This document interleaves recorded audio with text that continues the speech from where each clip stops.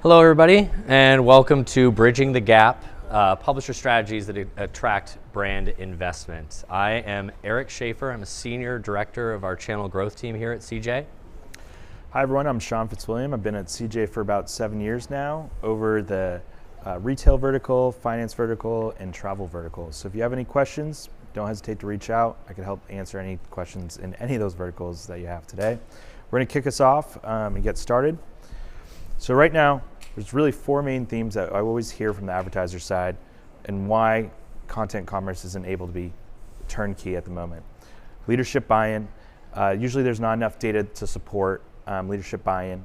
And it's important from the publisher perspective that we want to make sure that there's enough data that's available so that advertisers are able to make decisions and convince any type of leadership hurdles that they have today. Timing is everything. It's really important, especially in specific verticals. In the finance vertical, for example, a tax client, seasonality is really important, where January through April is their most important time of the year. And then there's always that surprise in October for the tax extension. We have to make sure that they're supported. Travel clients, obviously, spring break through the summer is a really peak time. Want to make sure that we present opportunities that are focused where high converting consumers are in there right now. And then justifying beyond commissions, revenue sharing. It's one of the basics of affiliate marketing today, but there's a lot of growth available with connected commerce. And then lastly, who is the perfect fit? A lot of advertisers are inundated with a bunch of requests from publishers, and there's a bunch of different publisher types, not knowing where to spend the media, and it's really, we need a lot of help from the publishers to provide that perspective of why it makes sense to invest. Who doesn't love data? Over here we have an eMarketer article that we found where you could see that already in 2024 we've passed $10 billion in marketing spend, and it's on the path to reach over $15.5 billion by 2028. And right now we were able to pull some data in our network where we could see that already 22% of our marketing dollars running through our platform is marketing spend done through retail media, and then over 895 advertisers today are purchasing flat fee content media placements today. And I'll pass it over to Eric. Yeah. So it may be taboo, but media is not just about conversion, right? There's so much more when you're creating a conversation with the consumer, right? It's about creating brand awareness and being top of mind with your consumer. And that's the real reason why you want to have an approach that allows you to stay in front of these consumers, staying top of mind and creating long-term impact, right? It's very important that we continue to run campaigns that are not just singular, but a long-term approach to growing with a publisher, right? So every campaign has a learning. It's very important that when we do run media campaigns that we test into what exactly we're trying to grow, but it doesn't need to be all about the initial ROAS of your first campaign. That might seem taboo, right? But you want to be able to measure it from campaign to campaign and see that continued growth along the way. So the media advantage, right? We can scale beyond what we're doing in commissions. And this might stand out to a lot of you, but when we took a look at our network data and looking at same-store growth and revenue lift from those that play into commission-based increases in exchange for media versus those that are paying into flat-rate media campaigns of at least $1,000 or more, we saw nearly a 3x increase in terms of the average revenue lift coming for those advertisers. Oh. Whoa. There you go. So you might ask the question, right? Why isn't everyone doing this?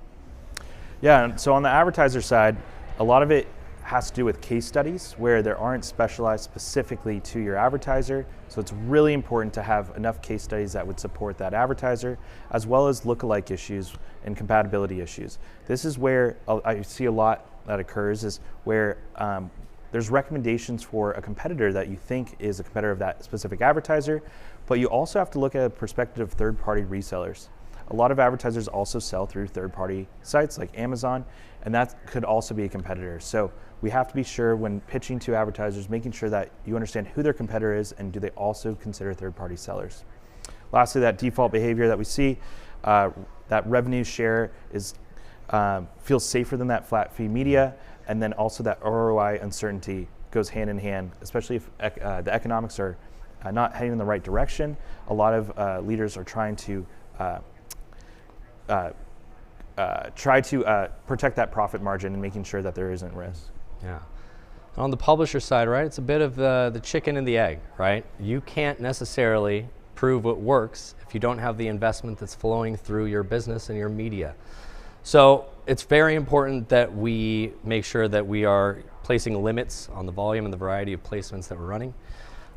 It's the other issues that we run into as well as the audience fit, right? It might not seem like a fit when you run your first campaign, but all of a sudden when you have that conversation that happens from campaign to campaign, you might have somebody that clicks through your very first media effort with a particular advertiser. They don't convert at that very point in time, but there are variables all along the way that will lead them to that purchase if you have that continued conversation, right? That brand awareness. So from campaign 1 to campaign 2, all the way down to the 5th time that you run a campaign, you might have somebody that clicked through in that very first one, engaged through multiple of those, but they don't transact until the 5th time around. So it's really important to make sure that we don't have that short-term focused and that we're building strategies and investment from advertisers in a way that is more approachable to them and easier for them to commit to, right? That proof of concept is really hard if we don't make it approachable. So that leads us to our pro tip number 1, right? Making sure that you're providing entry-level pricing that is approachable to advertisers. You need to lower the barrier and make sure that there is minimal hurdles for our affiliate managers to navigate through internally in order to achieve that buy-in. It is very difficult without that proof of concept, and it's very hard to push through these initiatives. So simplifying approvals is very key. Also, it's very important to build that easy proof of concept. That is the common thing that you're going to hear time and time again. I need proof of concept. And as Sean had mentioned, a case study isn't always going to do it, right? Like brands and similar metrics, it isn't always going to be the same. Every brand is different and their approach to their consumers is different, so it's very important to ensure that we're empowering stakeholders and making it easier to approach. And lastly, that test and learn mentality. And we'll talk about the commitments not only from a publisher but from an advertiser side as well, but it's so critical to be able to bring them through the door and get them into investing in media with you. And so our second tip is building a framework for continued investment, right? So typically speaking, this might send shivers down your spine if you're a publisher to hear the words one and done, right? Happens time and time again. Can I get a show of hands for anybody that has had a one and done advertiser? All right, okay, that checks out. It's true. It's very easy and it's a pitfall when you have an approach to a campaign with specific targets, ROAS, et cetera, and you're setting yourself up for failure if you're gonna do this, right? Because 9 times out of 10, it's not gonna work. You're not gonna hit those exact targets because there are variables that play into it. That is that continued conversation we're talking about, that reason to build this continued conversation to drive and garner conversion in the future.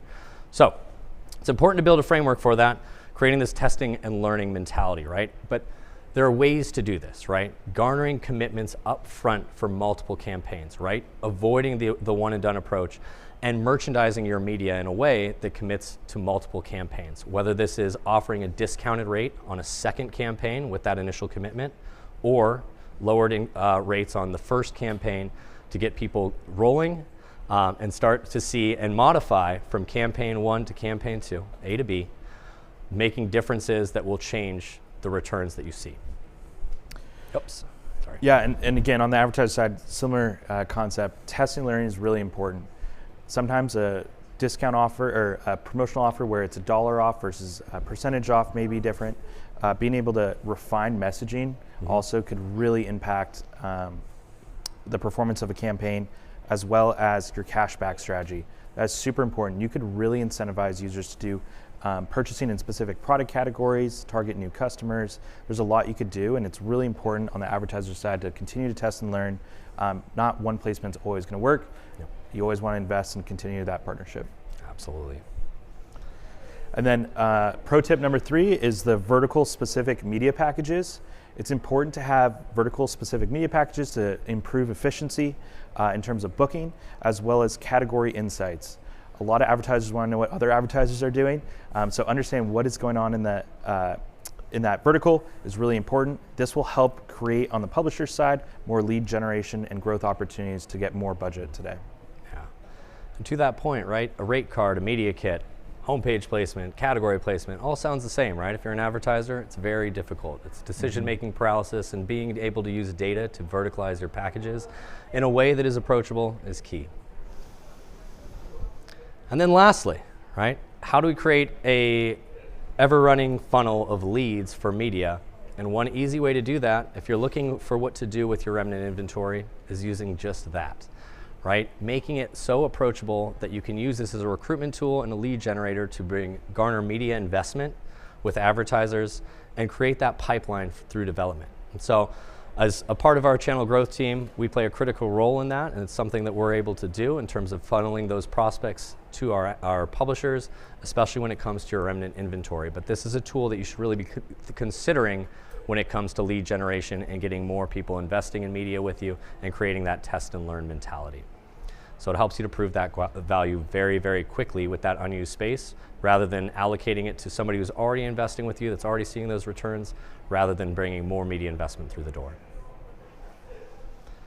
And so what we've learned here today, right? Building the future of affiliate media has key components, right? That offsite media is an affiliate is ever growing, and it's an evolving opportunity.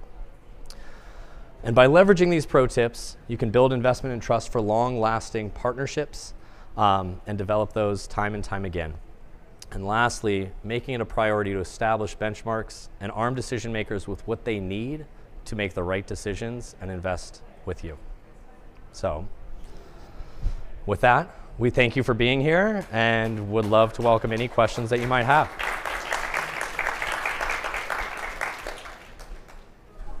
Yes. So our newly evolved channel growth team that I'm a part of has been created as a means to centralize the flow of media and the growth for our partners within CJ. Really excited to be a part of this. It is very new, and we work in tandem with our investment planning teams as well, that in order to ensure that our publishers have the support that they need in order to scale media, investment through CJ, and also the partnerships and individuals that they work with as well. So, yeah, thank you. And I will repeat that. That was, can you tell us a little bit more about what the channel growth team does for the mic? Any other questions?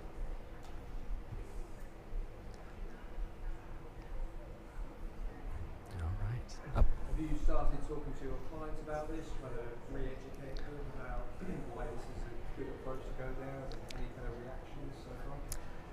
Yeah, I mean, already 22% of media dollars were already going through that type of approach, and over 895 advertisers today are already starting, and we're getting more and more momentum in this approach today. So maybe by next year we'll have over 2,000, hopefully, fingers crossed, but yeah. Yep.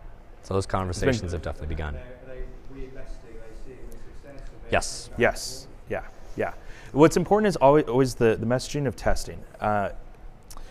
You can't continue to build a relationship just trying one thing and then maybe the messaging was wrong or the promotional offer wasn't key for that moment, or seasonality. It's super important to understand from an advertiser's perspective, are Mondays performing better than a Thursday? And if there's a placement that is launching on a Thursday versus a Monday, we have to make sure that, hey, maybe next time we should test on a Monday.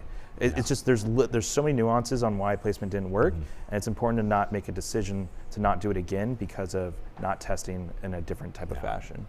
Yeah, you run the risk of completely moving on from an opportunity that could be huge for your business by simply just moving on and saying this didn't work for me. Yeah. So, yeah. Yes.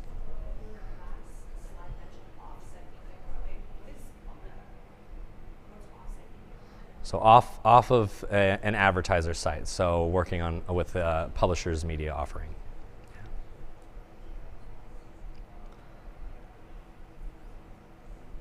Yeah. All right. Is there any advertisers out here in the audience today, or no? Right there. Is there a reason why today, I don't know if you do one and dones, but is there a reason why when you look at media, is there a special reason or way of you analyzing an opportunity?